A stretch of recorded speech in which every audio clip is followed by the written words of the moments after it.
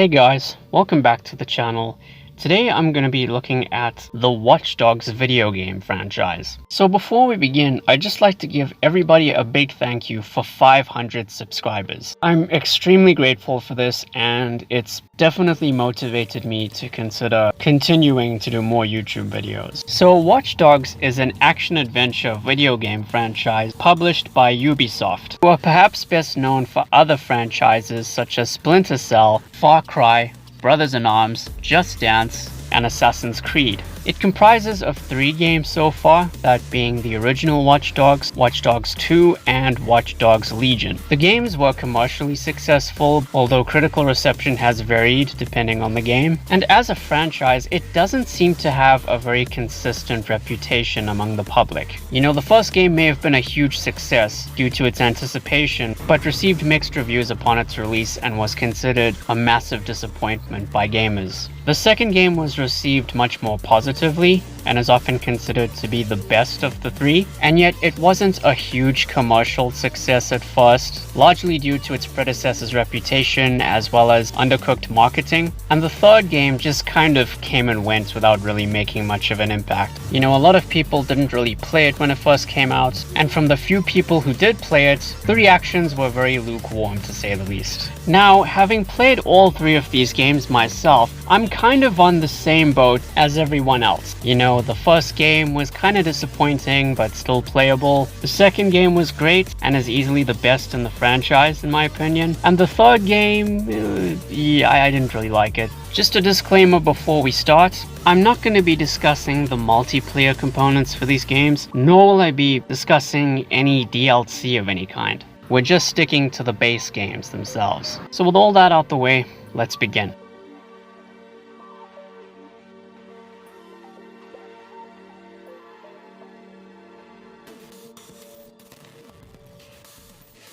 The original Watch Dogs was released in 2014. It is set in Chicago and tells the story of Aiden Pierce, a hacker and vigilante who is on a quest for revenge after the killing of his niece. Back in 2017, around the same time I bought my very own Xbox One, I was fortunate enough to be able to play this game. And I will admit, it was definitely overhyped, but it is by no means a terrible game. You know, it can be fun and there's plenty to do if you're interested, but it fell short of its great potential. You know, it could have been the next big GTA clone, but instead it ended up disappointing millions of gamers. But there's still a lot to like about it, and I can probably give you enough reasons in this video to justify playing it if you haven't. So first of all, I really like the open world of Chicago. It's not the best open world sandbox ever, but it's still worth exploring. And there's a lot of fun stuff you can do, like chess puzzles, drinking games, poker, shell games, slot machines, cash run, where you basically collect as much floating cash as you can within a time limit,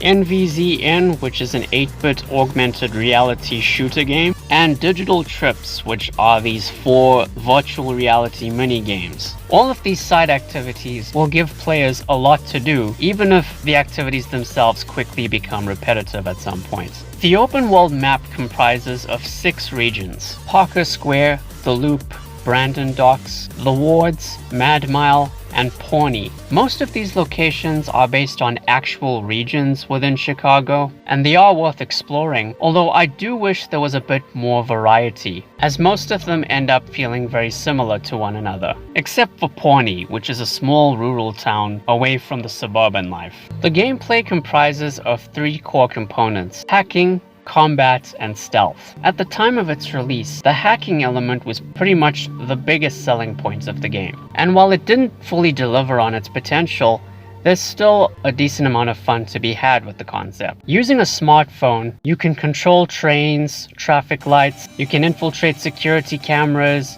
jam cell phones, set off citywide blackouts, hack ATMs, access people's personal information, and even empty their bank accounts if you're desperate. And there's even pipe puzzles where you have to align a series of pipes using the hacking mechanic in order to gain access to various devices, machines, and databases. If you were let down by the game's hacking gimmick, then combat is a good alternative, as you'll have a full military arsenal at your disposal. Everything from pistols, pistols, to rifles, to shotguns, to Uzis, and even a grenade launcher. And it's made even better by a slow motion mechanic called focus. This mechanic enables you to take out your targets more efficiently by means of slowing down time. And the results can be fun to see unravel, especially if you're a fan of the John Wick movies. And don't get me wrong, the combat in this game is a lot of fun, although I wish the game had encouraged more of a balance between hacking and combat. The stealth is pretty basic in this game, although it does lead to some unique hacking opportunities here and there. So if you're a big fan of stealth gameplay, I think you'll enjoy the stealth sections. The open world gameplay is fun overall, but there's a striking amount of limitations to what you could actually do. Sure, you can buy new outfits for Aiden Pierce, as well as new weapons, but you can't customize things separately, like what hat you want to wear, what jacket you want to wear, or what pants you want to wear. Just small things like that. You can't even perform melee attacks on cops or civilians, and there's no shooting from vehicles. But hey, at least the sequels fixed most of these issues. Now, as for the story, it definitely left a lot to be desired. It essentially boils down to your typical Death Wish style revenge plot. Aiden Pierce, the main character, is a grey hat hacker and vigilante, and is on a mission to avenge the death of his niece. And while you can find audio logs scattered throughout the game that detail bits and pieces of his backstory, it felt like the writers were trying a bit too hard to make him edgy and stoic. The plot will keep you fairly interested, but the third act was lacking in any real sense of emotional weight due to the lack of stakes involved. And by the end of it, there's some pretty noticeable sequel bait that ultimately didn't go anywhere in the sequels that we ended up getting. So overall, I found the story to be very standard narrative stuff, but there are plenty of memorable side characters. For example, Claire Lilly, a member of DedSec, which is a hacker collective whose goal is to expose corruption in the Commonwealth, specifically among big corporations, and she eventually becomes an informant of Aiden's. Geordie Chin is a fixer and hired partner of Aiden's, and of course my favorite character of the game, Raymond Kennedy, aka T-Bone. This guy can do it all: software engineering, welding, sculpting, art, and considers himself to be a hacktivist. The main missions had a surprising amount of variety to them. Some of them will involve combat,